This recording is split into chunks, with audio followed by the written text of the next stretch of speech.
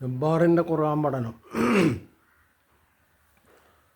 അടുത്ത എപ്പിസോഡിൽ പറയാനുള്ളത് സാലിമിന് മുല കൊടുത്ത കാര്യമാണ്. ഹലായിലു അബിനായിക്കും മിൻ അസ്ലാബിക്കും, നിങ്ങളുടെ മുതുകിൽ നിന്നുള്ള നിങ്ങളുടെ ആൺകുട്ടികളുടെ ഭാര്യമാർ അവരെയും നിഷിദ്ധമാക്കിയിട്ടുണ്ട് എന്ന ഖുർആൻ്റെ പരാമർശത്തെ അധികരിച്ചാണ് ജബ്ബാർ ചില വാചാടോപങ്ങൾ പുറത്തു വിട്ടുള്ളത്. അതിനാണ് കഴിഞ്ഞ എപ്പിസോഡിൽ നമ്മൾ മറുപടി പറഞ്ഞത്. ഇനി ജബ്ബാർ പറയണത്, അബൂ ഹുദൈഫ എന്നൊരു സഹാബി ഉണ്ടായിരുന്നു. ആ സഹാബിയുടെ ഭാര്യ സഹില, ഇവർ പോറ്റി വളർത്തിയിട്ടുള്ള മകനാണ് സാലിം. അന്നത്തെ ദത്തുപുത്ര സമ്പ്രദായമനുസരിച്ചായിരിക്കണം സാലിമിനെ വളർത്തിയിട്ടുള്ളത്. അതുകൊണ്ട് തന്നെ സ്വന്തം മക്കളെപ്പോലെ ആ സാലിം ഇവരുടെ കിടപ്പറയിലും മറ്റുമൊക്കെ കയറിയിറങ്ങുമായിരുന്നു. എന്നാൽ ദത്തുപുത്രന്മാരുമായുള്ള ബന്ധത്തെ സംബന്ധിച്ചുള്ള ഖുർആൻ്റെ പരാമർശം വന്നപ്പോൾ അബൂ ഹുദൈഫ സുഹൈലയോട് പറഞ്ഞു, ഇനി സാലിം നമ്മളുടെ കിടപ്പറയിലേക്കൊന്നും വരാൻ പാടില്ല, അവനെ അന്യ പുരുഷനായിട്ട് കാണണം. സുഹൈലയെ സംബന്ധിച്ചിടത്തോളം കുട്ടിക്കാലത്തെ വളർത്തിയിട്ടുള്ള, മുല കൊടുത്ത് വളർത്തി എന്നതിനോടാരും പറയുന്നില്ല കേട്ടോ. മുല കൊടുത്ത് വളർത്തണം എന്നൊന്നുമില്ല. ഒരു കുട്ടിയുമായിട്ട് ആളുകൾക്ക്, വളർത്തിയ ആളുകൾക്ക് മാനസികമായിട്ടുള്ള അടുപ്പുണ്ടാവാൻ, അല്ലെങ്കിൽ വൈകാരികമായിട്ടുള്ള അടുപ്പുണ്ടാവാൻ. അപ്പോൾ സഹിലക്ക് സാലിമുമായിട്ടുള്ള വൈകാരികമായിട്ടുള്ള ഈ അടുപ്പം, സ്നേഹബന്ധം, അതുമായി ബന്ധപ്പെട്ട് അവർ നബി സല്ലല്ലാഹു അലൈഹി വസല്ലമയോട് പരാതി പറഞ്ഞു. പരാതി ഇതാണ്. അബൂ ഹുദൈഫ പറയുന്നുണ്ട്, ഇനി സാലിമിനെ പണ്ടത്തേതുപോലെ കാണാൻ പാടില്ല. അപ്പോൾ ഇതിനൊരു പരിഹാരം എന്താണ് എന്നാണ് സഹില അന്വേഷിക്കുന്നത്. നബിയുടെ മുമ്പിൽ രണ്ട് മാർഗമുള്ളത്. ഒന്നുകിൽ സഹിലയുടെ ഈ മാനസികാവസ്ഥ അവഗണിച്ചുകൊണ്ട് സാധാരണ ഖുർആൻ പറഞ്ഞ മാതിരിയിലുള്ള ഒരു ബന്ധം അകറ്റി നിർത്തിക്കൊണ്ടുള്ള, അതായത് അന്യപുരുഷൻ എന്നുള്ള ആൾക്ക് അകറ്റി നിർത്തിക്കൊണ്ടുള്ള ഒരു ബന്ധം സ്വീകരിക്കാൻ പറയാം. അപ്പോൾ ആ സ്ത്രീയുടെ മാനസികമായിട്ടുള്ള സമ്മർദ്ദം, അല്ലെങ്കിൽ അവരുടെ മാനസികമായിട്ടുള്ള പ്രയാസം അത് അതേപടി തുടരുകയാണ് ചെയ്യുക. രണ്ടാമത്തെ ഒരു മാർഗം, ആ സമ്മർദ്ദം പോവാൻ വേണ്ടി, അല്ലെങ്കിൽ അവസാനിപ്പിക്കാനുള്ള ഒരു പരിഹാര മാർഗം പറഞ്ഞു കൊടുക്കുകയാണല്ലോ. ആ ഒരു പരിഹാര മാർഗമാണ് നബി സല്ലല്ലാഹു അലൈഹി വസല്ലം അവർക്ക് പറഞ്ഞു കൊടുത്തിട്ടുള്ളത്.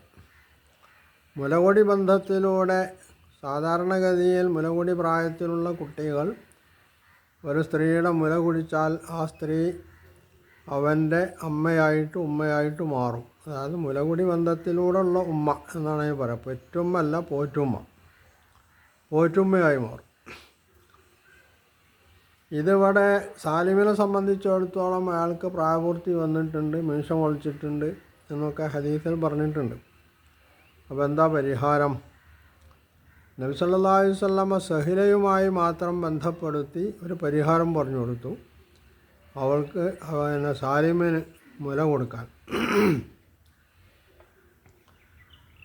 ഇതുവരെ മനുഷ്യൻ്റെ മാനസികാവസ്ഥ, ഒരു സ്ത്രീയുടെ മാനസികാവസ്ഥ പരിഗണിച്ചുകൊണ്ടുള്ളൊരു പരിഹാരമാണ് നബി സല്ലല്ലാഹു അലൈഹി വസല്ലമ അവിടെ പറഞ്ഞു കൊടുത്തിട്ടുള്ളത്.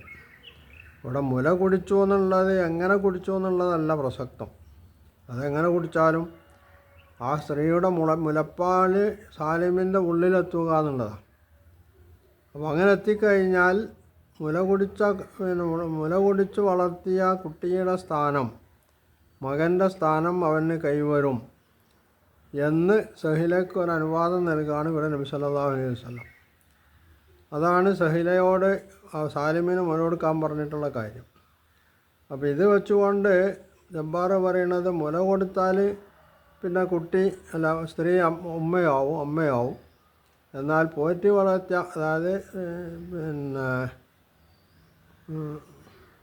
തബന്നി ദത്തുപുത്ര സമ്പ്രദായത്തിലൂടെ പോറ്റി വളർത്തിയിട്ടുണ്ടെങ്കിൽ അതിനെ ഉമ്മയായിട്ട് അച്ഛനായിട്ടൊന്നും പരിഗണിക്കൂല. ഇത് അശ്ലീലാണെന്നാണ് ജബ്ബാറിൻ്റെ തിട്ടൂരം. യഥാർത്ഥത്തിൽ ഇത് രണ്ടും രണ്ട് സംഗതിയാണെന്നുള്ളതാണ് മനസ്സിലാക്കേണ്ടത്. ഒന്ന്, ഒരു സ്ത്രീയുടെ മാനസിക പ്രയാസം അകറ്റാൻ വേണ്ടി അവർക്ക് മാത്രമായി പറഞ്ഞു കൊടുത്തിട്ടുള്ള ഒരു പരിഹാരമാണ്. അതിനെ സാമാന്യവൽക്കരിക്കാനുള്ളത് തന്നെ ബുദ്ധികേടാണ്, വിഡ്ഢിത്താണ്. രണ്ടാമത്തേത്, ലോകാടിസ്ഥാനത്തിൽ നിലനിൽക്കുന്ന ഒരു ദത്തുപുത്ര സമ്പ്രദായം എന്ന് പറയുന്ന സമ്പ്രദായം, അവിടെ കേവലം ഈ കുട്ടിയെ മറ്റെവിടുന്നോ കൊണ്ടുവന്ന് മുല കൊടുക്കാതെ ആ രീതിയിൽ വളർത്താതെ മറ്റു രീതിയിൽ വളർത്തിയതിൻ്റെ പേരിൽ അച്ഛനും അമ്മയുമായിട്ട് പരിഗണിക്കപ്പെടുന്നു, ആ നിലക്ക് വിലയിരുത്തപ്പെടുന്നു എന്നുള്ളതാണ്.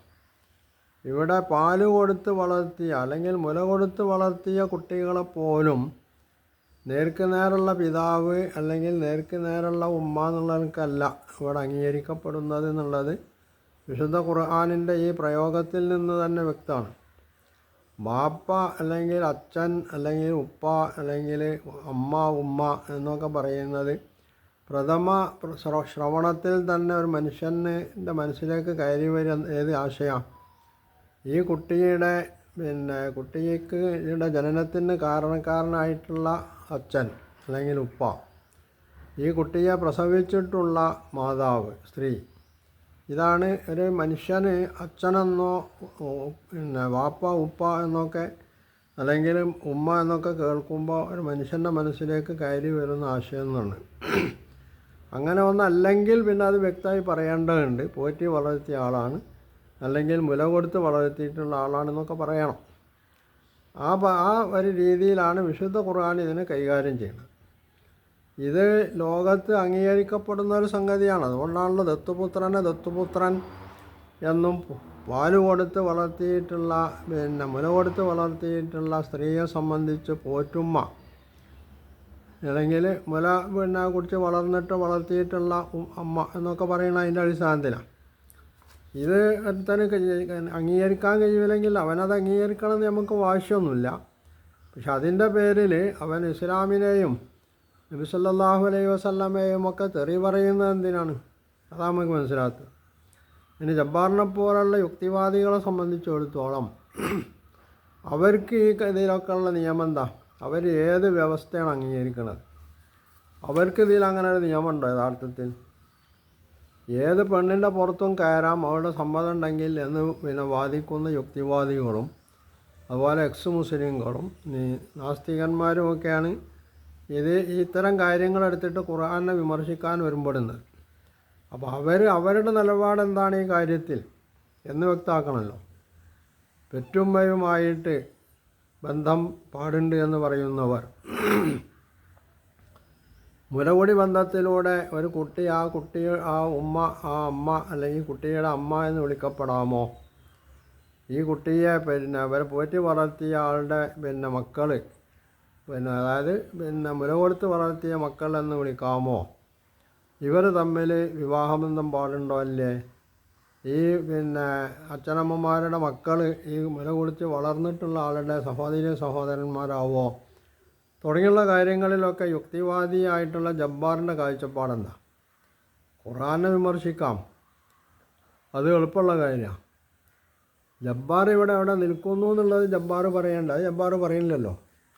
അപ്പോൾ ജബ്ബാറിൻ്റെ താല്പര്യമെന്ന് പറയുന്നത് തൻ്റെ ആശയങ്ങളും മറ്റും പ്രചരിപ്പിക്കാനുള്ളതല്ല, ഇസ്ലാമിനെ നേരെ കുതിര കയറാനുള്ളത് മാത്രമാണ് ജബ്ബാറിൻ്റെ ഉദ്ദേശം. അതാണ് ജബ്ബാർ ഇവിടെ നടത്തിക്കൊണ്ടിരിക്കുന്നത്. പിന്നെ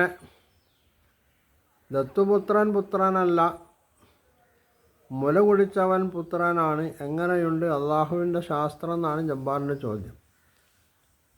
മനുഷ്യനുമായിട്ടുള്ള ബന്ധം എങ്ങനെയായിരിക്കണം എന്നത് ജബ്ബാറല്ല തീരുമാനിക്കേണ്ടത്. ജബ്ബാർ ഒരു മനുഷ്യൻ മാത്രമാണ്, ദൈവത്തിൻ്റെ അള്ളാഹുവിൻ്റെ സൃഷ്ടി മാത്രമാണ്. സൃഷ്ടാവാണ് സൃഷ്ടികൾ തമ്മിലുള്ള ബന്ധം നിശ്ചയിക്കേണ്ടത്. ആ ബന്ധമാണ് ഇവിടെ അള്ളാഹു സ്ഥിരീകരിച്ചിട്ടുള്ളത്. ആ ബന്ധം എന്ന് പറയുന്നത് ശാസ്ത്രവും അംഗീകരിച്ചിട്ടുള്ള ബന്ധം തന്നെയാണ് എന്നതാണ് DNA പരിശോധനയുടെ കാര്യം കഴിഞ്ഞ എപ്പിസോഡിൽ ഞാൻ പറഞ്ഞിട്ടുള്ളത്. ഇത് ജബ്ബാറിന് ഉൾക്കൊള്ളാൻ കഴിയില്ലെങ്കിൽ പിന്നെ ജബ്ബാർ ശാസ്ത്രത്തിൻ്റെ മേന്മ പറഞ്ഞിട്ട് രംഗത്ത് വരാതിരിക്കുകയായിരിക്കും നല്ലതെന്നാണ് ജബ്ബാറിനോട് നമുക്ക് പറയാനുള്ളത്.